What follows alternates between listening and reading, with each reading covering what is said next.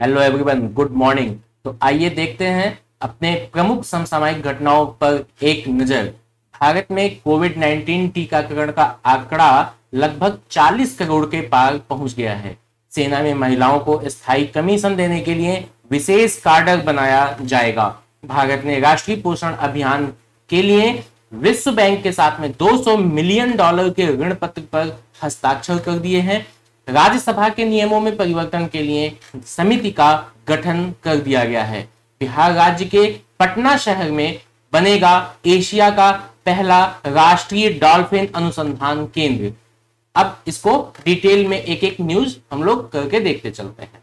भारत में कोविड 19 टीकाकरण का आंकड़ा 40 करोड़ के पार पहुंच गया है। ये केवल एक न्यूज है, बस इसको इतना ध्यान रखिएगा कि हम लोग लगभग 40 करोड़ जितनी जनसंख्या है लगभग 130 करोड़ की, उसमें से 40 करोड़ लोगों को टीकाकरण लग चुका है। लेकिन मेन जो चीज इसमें याद रखने की है वो ये कि जो भारत में टीका लग रहा है या अलाउ हो गया है अन्य देशों का, वो किस किस कंपनियों के द्वारा बनाया गया है।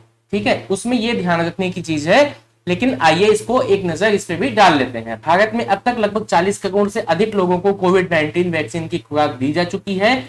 पिछले 24 घंटों में ये तो हमेशा बदलता रहेगा, कोई मतलब नहीं है इसका। लेकिन आइए इसमें देखते हैं लगभग जितने अभी राज्य हैं उसमें से बिहार, दिल्ली, गुजरात, हरियाणा, कर्नाटक, मध्य प्रदेश, महाराष्ट्र, राजस्थान, तमिलनाडु, उत्तर प्रदेश, पश्चिम बंगाल में लगभग 18 से 44 आयु वर्ग के 50 लाख से अधिक लोगों को भी कोविड वैक्सीन की पहली डोज दी जा चुकी है।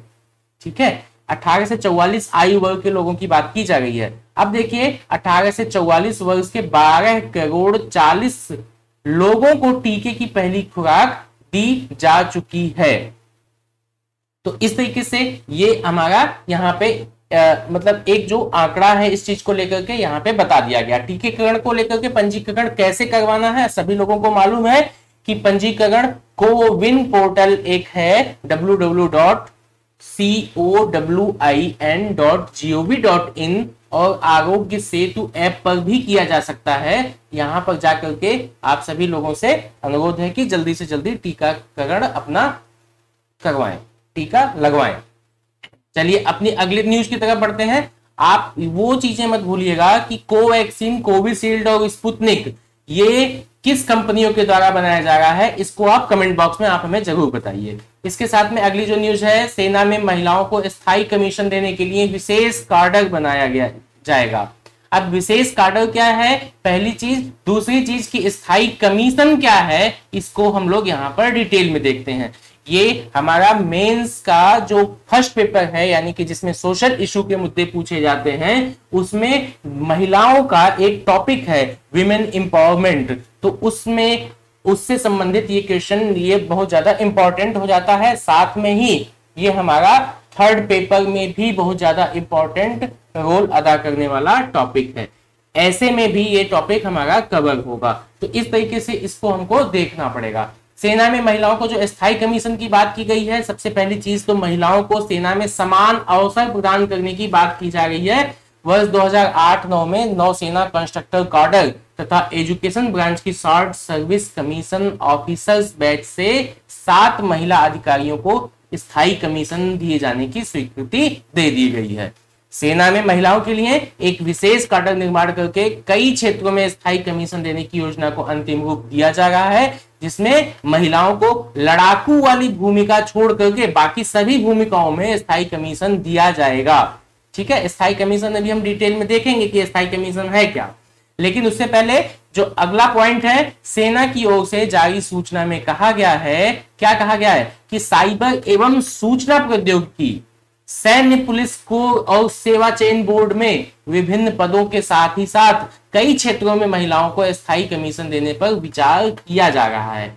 अब देखिए यहाँ पे सेना में महिलाओं की जो वर्तमान स्थिति है, पहले तो हम उसको देख लेना, तब उसके बाद हम देखेंगे स्थायी समिति क्या है। ठीक है, इस समय सेना महिलाओं को केवल सेना शिक्षा कोर यानी कि AEC और JAG यानी कि न्यायाधीश महाधिवक्ता विभाग में ही स्थायी कमीशन देती है। तो वर्तमान समय में दो विभाग ऐसे हैं, जैसे कि सेना शिक्षा कोर और न्यायाधीश महाधिवक्ता, इन्हीं दोनों में ही स्थायी कमीशन मिलता है। सेना में अधिकतर महिलाओं की भर्ती किसके माध्यम से? एसएससी जो एक बहुत बड़ी कमीशन है, जिसमें हमेशा जो है एक बड़ी संख्या में लोग भर्ती होते हैं।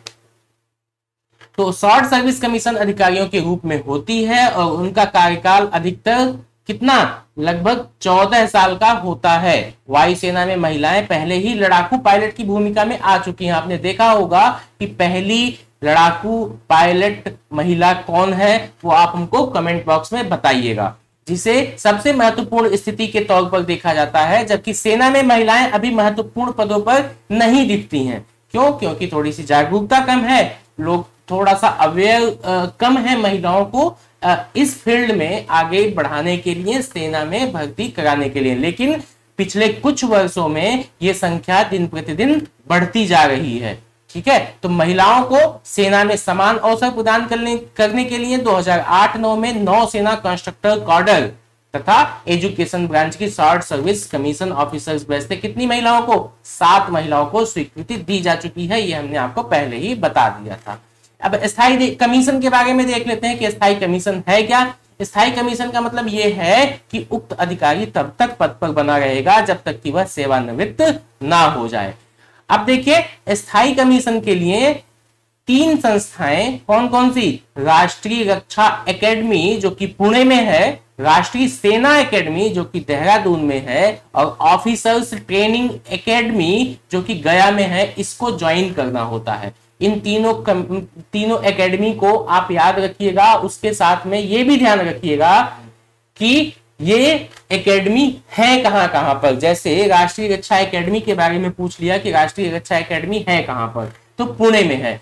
क्वेश्चन बनाने का थोड़ा सा पैटर्न आप उसको समझिएगा कि अभी हाल ही में स्थायी कमीशन में राष्ट्रीय सेना एकेडमी के बारे में चर्चा की गई। ये राष्ट्रीय सेना एकेडमी है कहां पर, तो आपको तुरंत 4 ऑप्शन दिए जाएंगे। तो उसमें देहरादून अगर आपको याद होगा तो देहरादून पे आप टिक कर ले जाएंगे। तो इसी तरीके से इन तीनों एकेडमी को और साथ में ही ये कहां पर स्थित है, ये भी ध्यान रखने की आवश्यकता है। यहां से प्राप्त प्रशिक्षण प्राप्त करने के बाद ही सेना में स्थायी कमीशन मिलता है। राष्ट्रीय रक्षा एकेडमी से पास होने के उपरांत ही सेना के कैडेट्स को उनके चयन के अनुसार भारतीय सैन्य एकेडमी जो कि देहरादून में है, नौसेना कैडेट्स को भारतीय नौसेना अकादमी में एझिमाला में है। एझिमाला कहां पर है आप हमको ये बताइएगा कि एझिमाला जो कि भारतीय नौसेना एकेडमी यहां पर स्थित है, तो एझिमाला ये कहां पर स्थित है ये आप हमको बताइएगा। वायुसेना के कैडेट्स को वायुसेना एकेडमी हैदराबाद में भेज दिया जाता है। तो इस तरीके से जब हम स्थायी कमीशन का मतलब उसको पास कर लेते हैं तो इन एकेडमियों में भेज करके वहां पर उनको प्रशिक्षण दिया जाता है। तो इस तरीके से हमारी ये भी न्यूज समाप्त हुई। अगली न्यूज की तरफ बढ़ते हैं। तो भारत ने राष्ट्रीय पोषण अभियान के लिए विश्व बैंक के साथ में $200 मिलियन के ऋण पत्र पर हस्ताक्षर किए हैं। इस कदम का जो लक्ष्य है वो किस लिए ऐसा किया गया, उठाया गया, वो देख लेते हैं। 6 साल तक के बच्चों में कुपोषण के स्तर को कम करने के लिए अभी तक कितना है? 38.4%। अब उम्मीद ये लगाई जा रही है कि 2022 तक इसको घटा करके 25% कर दिया जाए। जो 6 साल तक के बच्चों में कुपोषण हो जाता है, जो अभी तक मात्रा कितनी है? 38.4%। अब उसको घटा दिया जाए और इसीलिए $200 मिलियन के ऋण पत्र पर भारत ने हस्ताक्षर किए हैं। किसके साथ में? विश्व बैंक के साथ में। कर्ज से पहले चरण में ही सभी राज्यों तथा केंद्र शासित प्रदेशों के 315 जिलों में अभियान को गति दी जाएगी। 315 जिलों को चुना गया है, वहीं पर इस अभियान को लागू किया जाएगा। भारत ने 8 मई 2018 को राष्ट्रीय पोषण अभियान के लिए विश्व बैंक के साथ $200 मिलियन के ऋण पत्र पर हस्ताक्षर किए थे। यह धनराशि 0 से 6 साल यानी कि जब से बच्चा जन्म लेता है उससे 6 साल तक की उम्र में आयु वर्ग में बौनेपन को कम करने के लिए भारत सरकार ने एक लक्ष्य रखा, जिसको 2022 तक 25% करने की सहायता प्रदान करेगा। ठीक है, अब राष्ट्रीय पोषण मिशन के बारे में हम लोगों ने ऊपर तो चर्चा कर ली, लेकिन ये भी तो जान ले कि है क्या राष्ट्रीय पोषण मिशन क्या है। इसका और ऋण इसका मदद कैसे करेगा? तो राष्ट्रीय पोषण मिशन जो है इसी को पोषण अभियान भी कहा जाता है। पोषण अभियान का जो मुख्य तत्व है वो विश्व बैंक के द्वारा सहायता वाली एक योजना चलाई गई थी, इंटीग्रेटेड चाइल्ड डेवलपमेंट सर्विस, एकीकृत बाल विकास सेवा। इसको मजबूत करना तथा बेहतर पोषण परियोजना को देश के सभी जिलों में लागू करना है। प्रधानमंत्री ने 8 मार्च 2018 को, ये याद रखिएगा यहाँ पे, प्रधानमंत्री जी ने 8 मार्च 2018 को झुंझुनू राजस्थान में पोषण अभियान को लॉन्च किया था। ये कई बार ऐसे क्वेश्चंस पूछते हैं कि पोषण अभियान की शुरुआत प्रधानमंत्री जी ने 8 मार्च 2018 को निम्न जगहों पर की थी, निम्न जगह पर की थी। तो झुंझुनू राजस्थान एक उसमें ऑप्शन होगा, आपको अगर याद होगा तो उस पर तुरंत टिक लगा देंगे, नहीं तो अन्य ऑप्शन पे आप जो है गलत इंफॉर्मेशन होने पर लगा सकते हैं। तो यहाँ ये याद रखिएगा, झुंझुनू राजस्थान में 8 मार्च 2018 को प्रधानमंत्री जी ने पोषण अभियान को लॉन्च किया था। यह अभियान सभी राज्यों और केंद्र शासित प्रदेशों के 315 जिलों में चलाया गया था। आईसीडीएस योजना के तहत स्तनपान कराने वाली जो महिलाएं हैं और 3 वर्ष तक के बच्चों को गुणवत्तापूर्ण पोषण प्रदान किया जाता है। अच्छा, अब इसका उद्देश्य क्या है वो भी देख लेते हैं। राष्ट्रीय पोषण मिशन का जो उद्देश्य है, लक्ष्य है, वो बच्चों में क्या, बौनापन, अल्प पोषण, कुपोषण, ये सब इसी के एक पार्ट्स हैं। वो एक अलग टॉपिक बन जाता है, इससे हम लोग डिटेल में चर्चा करेंगे जब सोशल इशू पढ़ गए होंगे। तो बौनापन, अल्प पोषण, रक्ताल्पता का मतलब खून की कमी है जिसकी वजह से एनीमिया हो जाता है, इसको कम करना, और प्रति वर्ष अल्प वजनी बच्चों में 2% की कमी लाना है। बौनापन को कम करने का लक्ष्य भी 2% है। मिशन वर्ष वही है 2022 तक कितना प्रतिशत करने देने की उम्मीद है? 25% कर देने की उम्मीद है। इस कार्यक्रम से 10 करोड़ से अधिक लोगों को लाभ प्राप्त होगा। तो इस तरीके से अब इसमें अगला जो पॉइंट है वो हमारा कि यह सभी राज्यों और जिलों को चरणबद्ध रूप से कवर किया जाएगा और 2017-18 में 315 जिले, वर्ष 2018-19 में 235 जिले और 19-20 में शेष जिलों को शामिल कर लिया जाएगा। इसमें ये बताया गया था राष्ट्रीय पोषण मिशन के तहत। राष्ट्रीय पोषण मिशन एनएनएम के अन्य जो महत्वपूर्ण क्षेत्र हैं वो कौन कौन से? इस परियोजना में पोषण आधारित सभी योजनाओं को शामिल कर दिया जाएगा तथा प्रदर्शन के आधार पर राज्यों, समुदायों, स्वास्थ्य कर्मियों आदि को प्रोत्साहन प्रदान किया जाएगा। यह जो कार्यक्रम है लक्ष्यों के माध्यम से बौनापन, अल्प पोषण, रक्त की कमी और जन्म के समय कम वजन वाले बच्चों के स्तर में कमी लाने का प्रयास करेगा। इसमें के माध्यम से महिलाओं को 1000 कैलोरी तथा बच्चों को 600 कैलोरी उपलब्ध कराने पर काम किया जा रहा है वर्तमान समय में। इस लक्ष्य को पूरा करने के लिए भोजन की पोषकता यानी कि पौष्टिक भोजन हो, स्तनपान के माध्यम से स्थायी समाधान प्राप्त हो, आहार विविधीकरण यानी कि खाने में हमारी विविधता हो, भोजन में हमारी विविधता होनी चाहिए। मिशन इंद्रधनुष के माध्यम से मात्र मतलब माता और बच्चे के स्वास्थ्य में सुधार हो, इसकी निगरानी को उच्च स्तरीय बनाना आदि उपायों पर जोर दिया गया है। अच्छा, इसकी पृष्ठभूमि के बारे में भी एक बात कर लेते हैं। राष्ट्रीय पोषण मिशन के माध्यम से कुपोषण से निपटने के लिए विभिन्न मंत्रालयों में चल रहे विविध कार्यक्रमों एवं योजनाओं में समन्वय स्थापित करने के साथ ही उनके लिए लक्ष्य निर्धारण में मदद मिलेगी। सबसे बड़ी जो समस्या है वो हमारे यहाँ यही है, विभिन्न मंत्रालयों के बीच में समन्वय स्थापित नहीं हो पाता है, जिसकी वजह से कई योजनाएं ऐसी होती हैं कि मतलब हमारी फेल्योर कर जाती हैं। अब आइए अगले न्यूज की तरफ बढ़ते हैं। उससे भी बड़ी न्यूज हमारे सामने ये है कि हमारी हिस्ट्री की क्लास वेडनेसडे से यानी कि बुधवार से सुबह 8 बजे से स्टार्ट हो गई है। साइंस की जो क्लास है वो 11 बजे से चल रही है लगभग, अब ये समापन की ओर है। 1 हफ्ते की क्लास और बची होगी। पॉलिटी की क्लास भी ऐसे ही लगभग 4 से 5 दिन की बची हुई है। हिस्ट्री की क्लास हमारी बुधवार से स्टार्ट हो जा रही है और साइंस और पॉलिटी के जो एमसीक्यूज हैं ये आज से आपके स्टार्ट हो जाएंगे और जल्द ही आपको ज्योग्राफी की क्लास के बारे में भी सूचना दे दी जाएगी। चलिए अब हम चलते हैं अपने अगले न्यूज की तरफ। राज्यसभा के नियमों में परिवर्तन के लिए समिति का गठन किया गया है। इस समिति में पूर्व महा सचिव जो है अध्यक्षता करने वाले हैं, वो उनका नाम है वी.के. अग्निहोत्री, और उसमें विधि मंत्रालय के सेवानिवृत्त संयुक्त सचिव हैं आर.एस. धलेता। दो नाम याद रखिएगा, वी.के. अग्निहोत्री और आर.एस. धलेता, ये दोनों लोग शामिल होंगे। इसका उद्देश्य क्या है कि समिति के कामकाज को बेहतर ढंग से चलाने के लिए नियम तैयार करना। राज्यसभा के सभापति कौन है? एम वेंकैया नायडू। इन्होंने 7 मई 2018 को सदन के नियमों एवं प्रक्रियाओं में बदलाव करने और विशेष रूप से सदन की कार्यवाही में जानबूझकर बाधा डालने वाले सदस्य के स्वतः निलंबन का प्रावधान करने के लिए 2 सदस्यीय समिति गठित की है। उच्च सदन का कामकाज बेहतर ढंग से चलाने के उद्देश्य से नियमों एवं प्रक्रियाओं में बदलाव करने का फैसला किया गया है। यह जो समिति है सांसदों एवं विशेषज्ञों से बात करके तथा विभिन्न देशों के सदनों के नियमों का अध्ययन करके अपनी सिफारिशें देंगी। इसी के साथ में इसमें अगले कुछ पॉइंट्स पे चलते हैं। नियमों में बदलाव की आवश्यकता क्यों पड़ रही है? सबसे बड़ी चीज तो जब हंगामे होते थे हमारे संसद में या बजट सत्र में, तब कोई कामकाज नहीं हो पाता था। अब देखिए इसमें क्या हुआ कि बजट सत्र के दूसरे चरण में हंगामे के कारण कोई कामकाज नहीं हो पाया था। इसी के मद्देनजर नियमों में बदलाव करने पर बल दिया गया और स्वतः निलंबन का प्रावधान किया गया है। लोकसभा की तरह सदन में सभापति के आसन के पास आकर के बार बार हंगामा करने वाले सदस्यों के स्वतः निलंबन का प्रावधान फिलहाल राज्यसभा में नहीं था।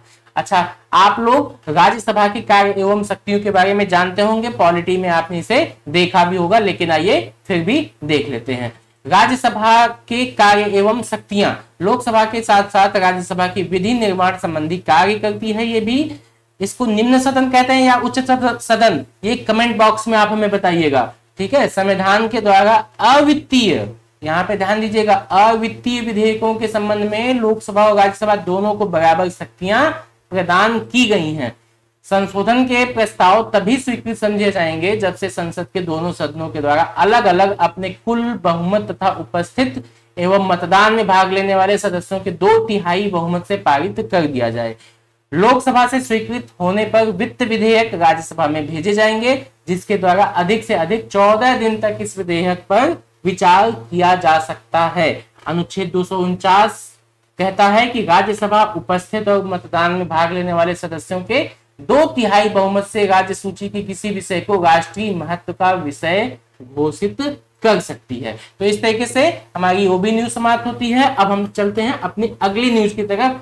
बिहार राज्य के पटना शहर में बनेगा एशिया का पहला राष्ट्रीय डॉल्फिन अनुसंधान केंद्र। राष्ट्रीय डॉल्फिन अनुसंधान केंद्र, ये देखिए ध्यान दीजिएगा, यहाँ पे डॉल्फिन जो है वो हमारा राष्ट्रीय जलीय जीव जंतु है। यह दुनिया की 4 मीठे पानी की डॉल्फिन प्रजातियों में से एक है।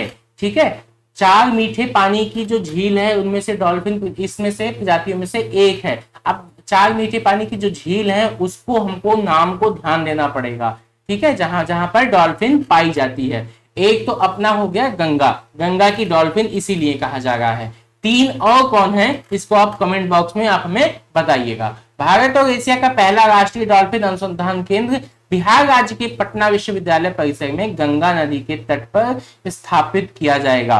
मानसून के मौसम के बाद से ही इस केंद्र पर काम शुरू होने की उम्मीद है।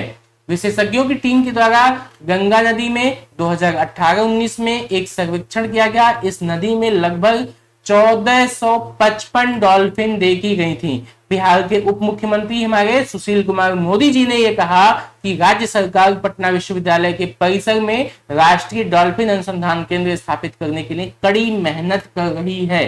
ठीक है, राष्ट्रीय डॉल्फिन अनुसंधान केंद्र यानी कि एनडीआरसी की इसकी कुछ मुख्य विशेषताएं भी होंगी, वो भी देख लेते हैं। राष्ट्रीय डॉल्फिन अनुसंधान केंद्र इसकी स्थापना गंगा नदी की डॉल्फिन के संरक्षण की दिशा में एक बहुत बड़ा कदम है।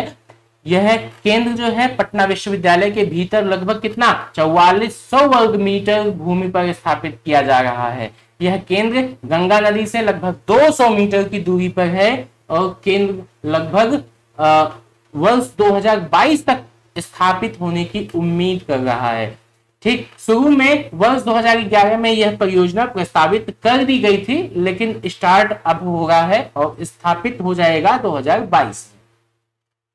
इसकी महत्व क्या है, इसके महत्व को भी देख लेते हैं। राष्ट्रीय डॉल्फिन अनुसंधान केंद्र लुप्त प्राय गंगा डॉल्फिन के संरक्षण के प्रयासों को बढ़ावा देगा। यानी कि जो हमारी डॉल्फिन है ये लुप्त प्राय होने लगी है, जिसकी वजह से उसके संरक्षण के प्रयास किए जाएंगे। और डॉल्फिन के बदलते व्यवहार, भोजन की आदतों, उत्तरजीविता कौशल, मृत्यु के कारण अन्य पहलुओं के साथ ही साथ इन डॉल्फिन्स पर गहन शोध को सक्षम करेगा। यह एनडीआरसी मतलब वही राष्ट्रीय डॉल्फिन अनुसंधान केंद्र के लिए फायदेमंद होगी, जिसकी घोषणा प्रधानमंत्री नरेंद्र मोदी जी ने 15 अगस्त 2020 को ही कर दी थी।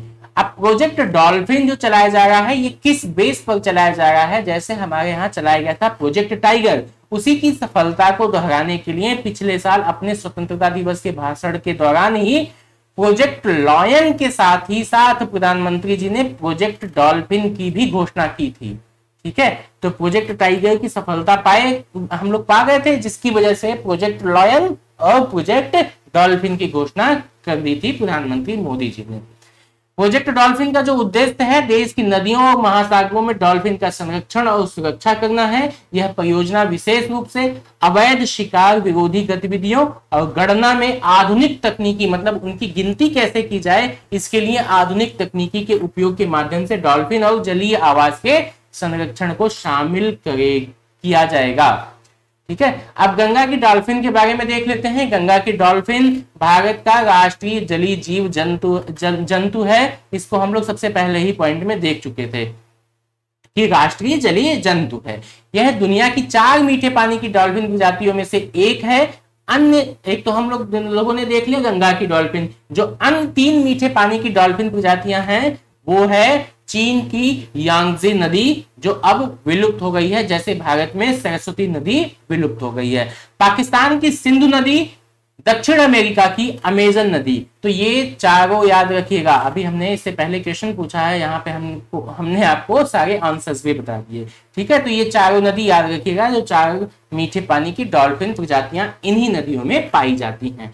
गंगा की डॉल्फिन मुख्य रूप से भारतीय उपमहाद्वीप खास करके गंगा, ब्रह्मपुत्र, मेघना और कर्णफुली सांगू, ये ध्यान रखिएगा कर्णफुली सांगू है कहां पर, इसको आप अपने भारत के मैप में इंगित कर लीजिएगा।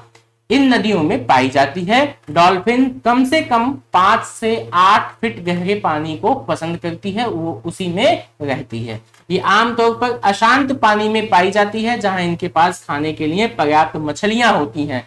बिहार में देश की अनुमानित लगभग 3000 डॉल्फिन आबादी का लगभग आधा हिस्सा वहीं पर पाया जाता है। तो इस तरीके से हमारी पूरी न्यूज यहीं पे समाप्त होती है। इसके साथ हम लोग मिलते हैं फिर अगले न्यूज में। धन्यवाद।